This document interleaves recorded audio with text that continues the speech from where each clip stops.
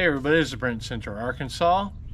The topic of today's video is dealing with the squash vine borer. More specifically, how I'm going to do it this year. I have tried just about everything you can imagine. I have looked up videos, I've done research at universities.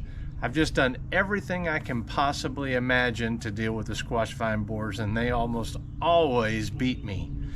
They don't like so much some of my varieties of squash, like Madison's Cross here that you see right here. They're not really fond of it compared to others like zucchini over there, but they will get on this occasionally, and sometimes I do lose these. The weird thing I noticed last year is that they got into my honey nuts, and honey nut is a machada with a smaller vine that's not hollow, or if it is hollow, it's barely hollow.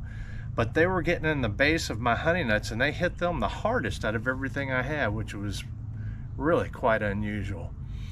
So I was out and I was looking. I inspect about once a week because it takes about a week, from what I read, if I remember correctly, from the time that the egg is laid to the time that it hatches and starts to bore into the squash. So every week I've been coming out here since just before the beginning of May, because Arkansas, they start coming out pretty good in May, according to the research from University of Arkansas. So every week this will be the third time. So 2 times since just before the beginning of May, I come out and I look at all of these various squashes, and I check the very base especially. I look for, I think they call it frass. It's when they bore into the squash, and you'll see a little bit of their waste come out. It's bug poop or worm poop, whatever you want to call the things. Larvae poop, that's probably more accurate. And I look for the little bitty eggs. They usually lay a single egg, and you can't ever really tell where it is. So I was going around and I was looking, and I try to get into the sun, and so I'm in here and I'm moving leaves across, and I'm looking for the little eggs here. And then what happened was, what made me bring this video forward was, I couldn't get some good sunlight on the opposite side. So I said, okay, what I'm gonna do is I'm just gonna rub my finger along the plant in every spot, especially at the base with the fingertips here. I'm just gonna rub them all.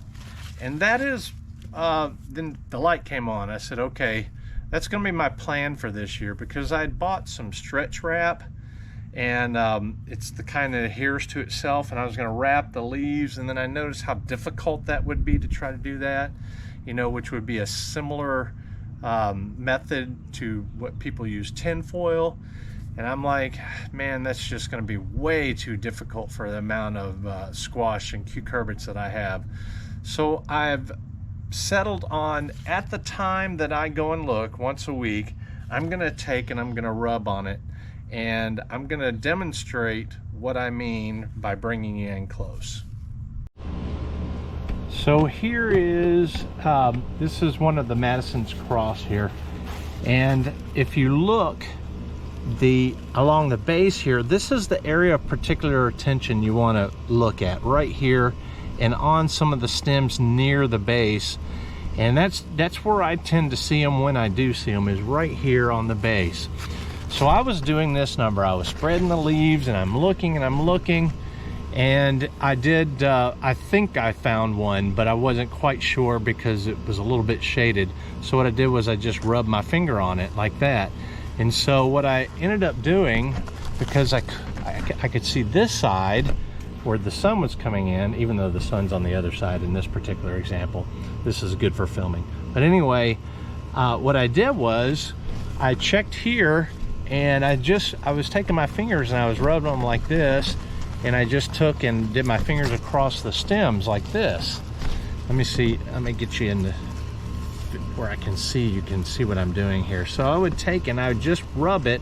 If it was a little hard to get to, I would use the tip of my finger, and I would just take long swaths with my fingers like this, and I would rub across the plants. And just like that, all the way across, and I didn't have to go around to the other side doing it this way. So paying particular attention to the base here, I would just rub around like this. And so the point of that is that the squash, or the squash vine borer egg, just like the squash bug eggs, are not, they're easy to rub off and to kill by just rubbing your fingers together. So I'm thinking, I'm gonna give this a shot. I'm just gonna rub the plant wherever there's a possibility, because even if they lay an egg right here, that little larvae is gonna crawl up to the base here, and it's gonna get itself in the base. And after it's been in there a few days, it's just gonna eat the interior of the squash, and you're gonna have a perfectly beautiful squash like you see here one day, and the next day you come out and it's just limp all over. And by the time that happens, you're done. There's no saving that plant. And all of everything I've researched, you've got to get ahead of it before it gets to the point where it wilts. So you need to come out, and they suggest several different types of people. They being everybody tries to chime in on how to deal with the squash vine borer, from tinfoil, like I mentioned, wrapping, to injecting BT in the stem here. All of that seems a little bit much for what I'm willing to do. So I said, okay, this year I'm going to be a little bit more diligent. I'm just going to go out and look, and I'm just going to feel around to make sure that I don't overlook one. I'm just going to, like, I'll leave like this little flower here. I don't need that little flower in particular because there's so many on this plant. So I'll just rub around just like that, just like this. Let me get underneath here, rub just like this on all parts. And it literally took me, because I already did this morning on the lazy garden outside, it literally took me, I don't know, about 30 seconds to 45 seconds per plant. You know, let me demonstrate what I do. Come in just like this, and I look while I'm doing it, especially the other side because I can't see, and I just rub it like that. Now, I can't think of a negative to doing this. If there's a squash bug or a squash vine borer egg on there, there's a good chance I'm gonna get it, because a moth is not gonna land and then go underneath and lay on the bottom side. Most of the time it's gonna be on the top, so I can, you know, do this number here, and it's not gonna be like super in dense foliage or anything like that. I've never seen that anyway. So I'm thinking the rubbing should be sufficient to do what I want to do, and that is keep the larvae from penetrating this main stem here and killing my squash, because it took me forever to get this squash to this size. And it's just now you got babies on it like this, and some others like over here, I'm not sure that you can see it here, they're more advanced. That one has more on it right now. But anyway, I think it's a good deal. The only thing that kind of was a negative to me, but I don't know for sure, is that if I'm coming on here once a week and I'm rubbing, is that going to affect the plant? Is the skin, the oils from my skin going to do something? Because the squash, most squash that I have, they don't have prickly enough stems to do any kind of damage to my fingers. I don't notice anything at all. Madison's cross doesn't have hardly any. Zucchini a little bit. But anyway, yeah, so the only thing I can think of is possibly skin oil. I mean, but I've seen plants deal well with oils before, so we will see how that goes. But that's my plan of attack for dealing with the squash vine borer. I've also got a unique thing I want to show you once I start seeing squash bugs come out, on how I'm going to deal with the squash bugs, because I'm not going to spray for either one of those. I'm going to spray, I can't think of a reason to spray squash at all, because as the leaves start to mature some, I'm going to cut these off, and the cutting off of these bigger leaves here will stimulate the plant to grow a little higher. It'll vine a little more, and I know this because I've got a video up on growing squash probably from 10 years ago, 9-10 years ago, where I've gotten them really tall. Let me tap the back of the camera here. Make sure it's still recording. Okay. So that's my plan. I don't want to spray any kind of chemicals on my squash. I kind of have to do that with tomatoes because of the army worm, I think they call it, and the tomato hornworm, the tobacco hornworm, and they'll just defoliate a tomato in no time at all. So mostly all I'm going to be spraying or doing insecticides on and fungicides on is tomato. And I'm going to try to limit that as well this year. So this is my method. The other method I think you'll find interesting too for dealing with squash bugs. I'll show you that.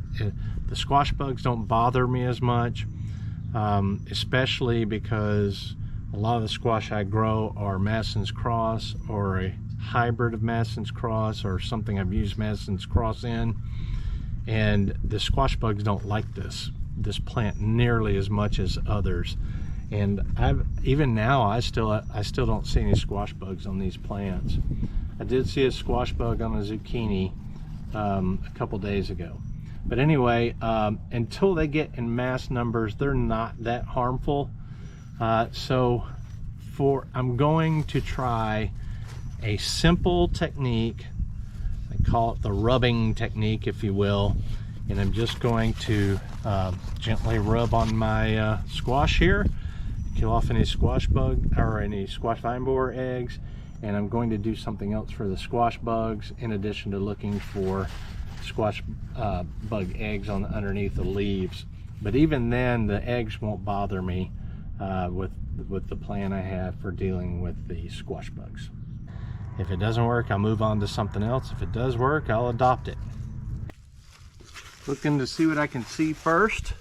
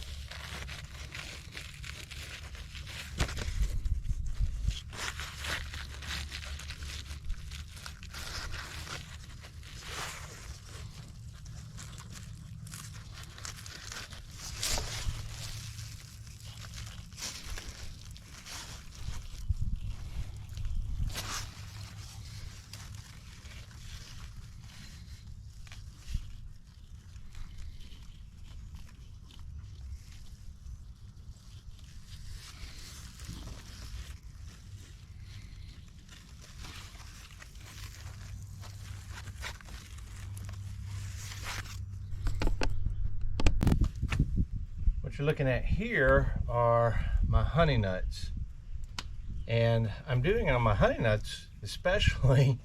You wouldn't think they'd be on here, but last year the squash vine borers killed 2 or 3 plants, and I also razor blade cut through the stem and removed at least 2 that I can remember larvae, and the plant recovered and continued to grow. So it, I guess, devastated the honey nuts more than even the regular squash. So this is something I want to do on this squash too. I can see pretty clearly here looking on the vine, but I'm going to go ahead and rub anyway, because it's really easy when all the foliage is gone and it's vining more than others. You just rub your hands across it like that.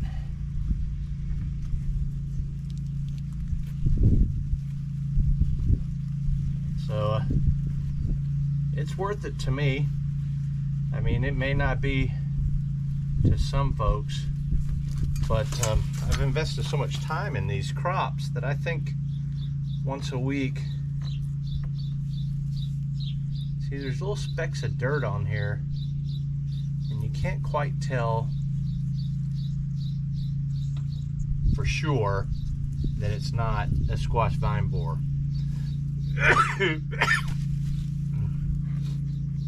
Excuse me. So I'm going to rub it anyway, just to make sure. Now I'm not going to go all the way up the plant because I didn't see any damage up higher. I only saw towards the base on my honey nuts. So from experience, I know that.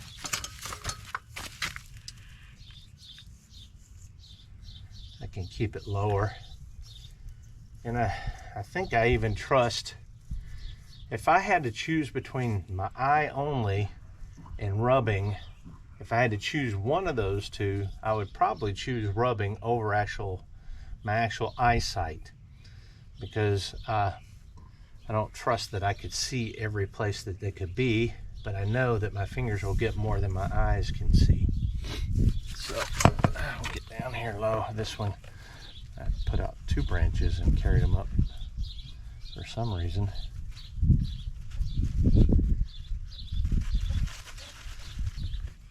So my zucchini over there is my most worrisome, this rubbing technique, because one of the varieties anyway, because it is so densely, so much growth. I'll show you that yeah, it's kind of going to be a kind of a pain in the butt, I can imagine. These are my cucumbers, Emerald Sweet and Bait Alpha, and I've never had a squash vine borer mess with cucumbers, melons, or watermelons. I'm sure they could, but I'm going to take a chance that the other cucurbits, the squash, winter and summer, will attract them more than these, and they'll leave these alone, or they just don't like them. I'm not sure which. It doesn't really matter. I'm not going to worry about it until I see evidence that they're going to kill it. Just like I did with the C. machata species of cucurbit honey nut. I never thought that they would get into that, because a lot of people say that they don't mess with the machatas and the mixtas and the maximas, which are different species of squash. They go for more of what they call the C. pepo, which is most of zucchini, which is most squash. So I learned my lesson with that with the honey nuts. Even though it's a tiny vine, they'll get into that. So I'm just hoping with these cucumbers that they'll leave them along with my melons and watermelons. This is called Ambassador, and look at that. I mean, oh my gosh, let me bring you in close. I'll adjust my, whoa. Let me get the, I'm not sure I'm going to edit that out or not, but anyway, if you look at this, it's a little slower to grow zucchini. I do have some babies starting, and look at all the leaves that are starting to grow here, despite all the ones that are over here. It's just crazy. So fondling that one, look at that, my tripod work is a mess today. Anyway, so fondling that, rubbing it with my fingers is going to be more difficult, but I'm going to give it a shot. I don't think we really need to do this on camera. I'll finish up with the zucchini. I've already done the Greek sweet red, the curran, the Tahitian melon squash, the sweet meat, and the various summer squash. Mine, Madison's crossing, the other one I'm crossing too, and I probably forgot some of them. But anyway, this is it for this video. Thank you for watching. I hope you enjoyed the video. If you would, please subscribe and like the video. It's circulated more if you like it and subscribe. And but most of all, I like talking to you about various things and ideas and concepts and what you do. So if you would, leave a comment, and till the next video, we'll see you.